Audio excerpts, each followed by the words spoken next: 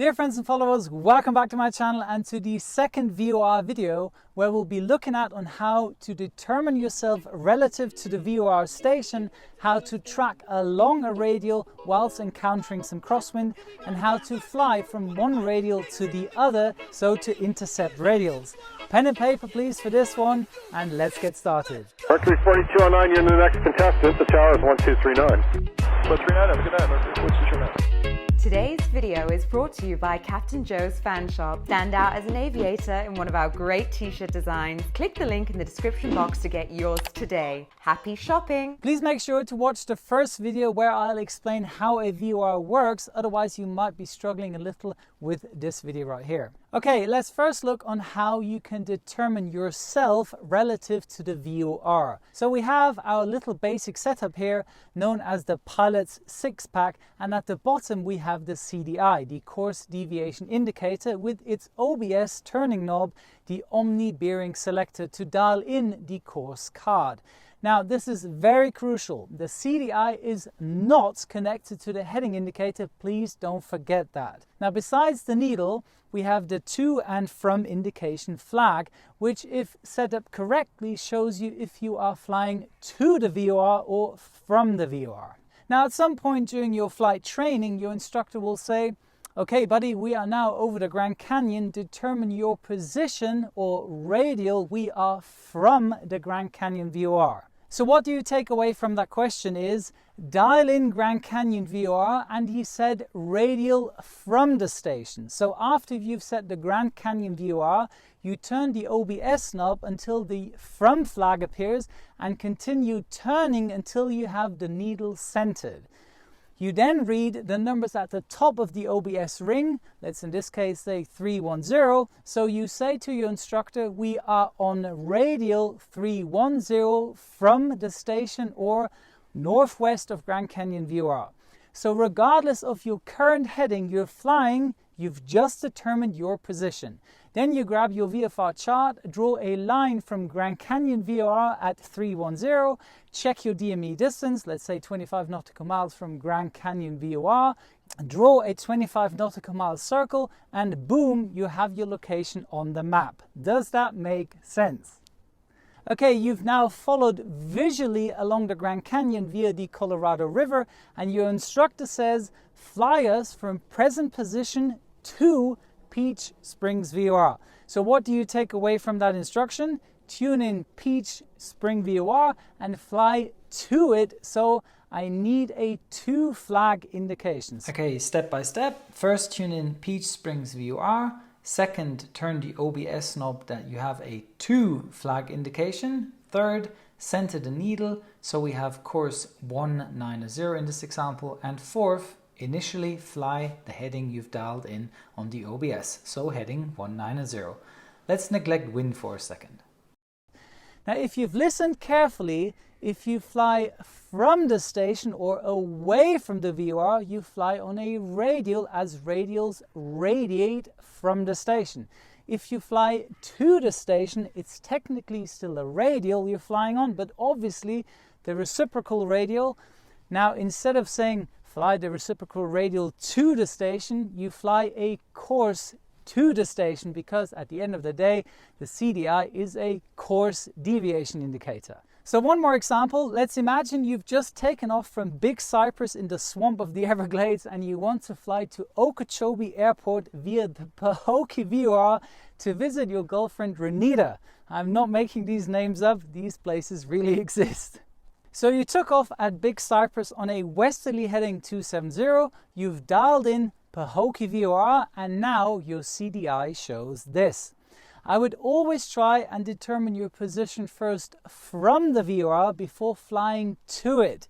So we turn the OBS knob until we get that from flag indication, and now keep turning until the needle centers. Okay, we are on radial 220.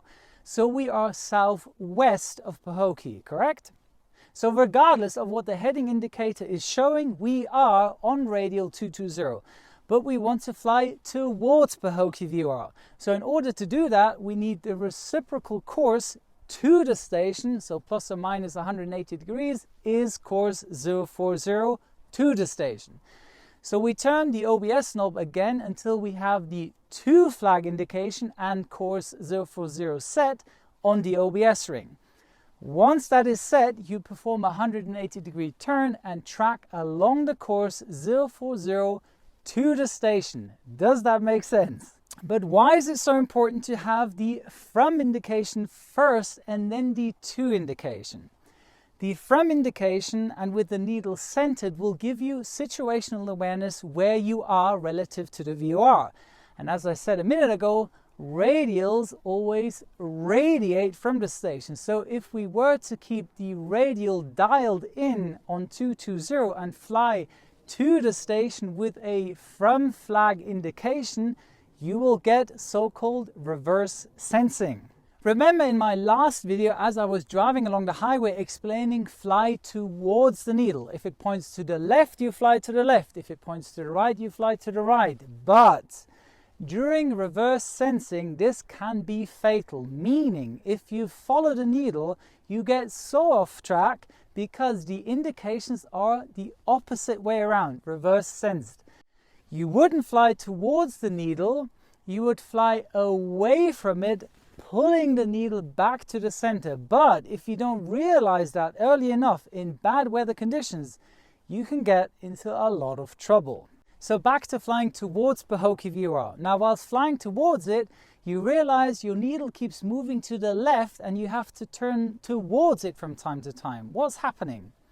You are being blown off by some crosswind and therefore you have to quickly do a wind correction angle calculation. Now let's say the wind would be blowing at 350 with 20 knots and you want to maintain course 040 to the station. That would mean the wind is blowing at an acute wind angle of 50 degrees. So 50 degrees times the wind speed of 20 knots divided by the true airspeed of 100 knots and your wind correction angle is 10 degrees. So you would have to fly heading 030 to maintain the needle centered on the CDI. But more about the wind correction angle in my holding video. Now, as we are getting closer to Pahokee VOR, the needle becomes more and more sensitive and suddenly this happens. The nav flag shows a white or red barber pole or an off flag shows. This means, in this case, you are directly over the VOR in the cone of silence. Now this can take from a split second to a couple of seconds depending on how high above you are over the VOR and a few other factors. But more importantly, this also happens. The to flag switches to a from flag in our example. So it makes sense, right? Because a few seconds ago you flew to the station and now you fly away from the station and you are on a radial again. Now ATC tells you to maintain radial 040 due to some military activity over Lake Okeechobee. In the meantime, you took the time to draw a line from Pahokee VOR to Okeechobee Airport and determined that radial 350 is the perfect radial to fly you into the downwind of the airport. Now ATC gives you clearance to resume own navigation to Okeechobee, so now you dial in the 350 radial from Pahokee VOR and now you have to fly an intercept heading to get onto that radial. Now generally speaking, if you are not too close to the VOR, a standard intercept angle would be 45 degrees. Now the way to go about this is, once you've dialed in the 350 radial, go 45 degrees to the left as the needle is pointing to the left. That would be 305. So let's fly a heading of 305 and you are intercepting the radial at a 45 degree angle. On CDIs or other VOR instruments, you sometimes have these little arrows pointing out the 45 degree angle, so it's easier for you to determine. And once the needle comes alive, you slowly start your turn towards heading 350 to fly along radial 350 with a from indication towards your girlfriend. An important thing I have to add regarding VORs. Whenever you are tracking along a VOR radial and you've got your needle nicely centered and it suddenly starts fluctuating, check on your VFR chart if windmills are highlighted on your course to or from the VOR.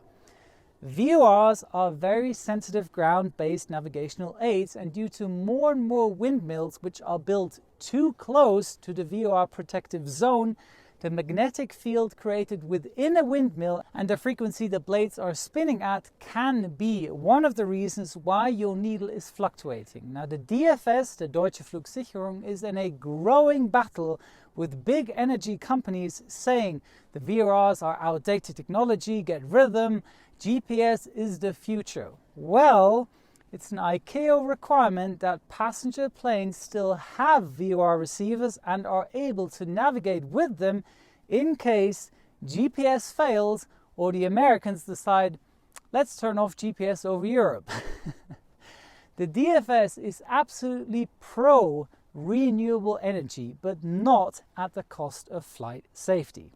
I hope this basic explanation helps you dealing with VOR navigation. Please take this form of navigation seriously. I know nowadays a lot of flight schools have glass cockpits, Cessnas, GPS and whatnot, and all students fly around in map mode, so seeing where they are on the map but can't even track along a VOR. I promise you, if you don't nail VOR navigation, you will fail any airline screening in the simulator. Tracking radials and determining your position relative to the VOR is a basic requirement in any pilot screening. That's it for today. Thank you very much for your time. Here's your checklist. Subscribe to the channel, check. Activate the notification bell, check. And follow my Instagram account, check. And don't forget, a good pilot is always learning. Wishing you all the best. Your Captain Joe.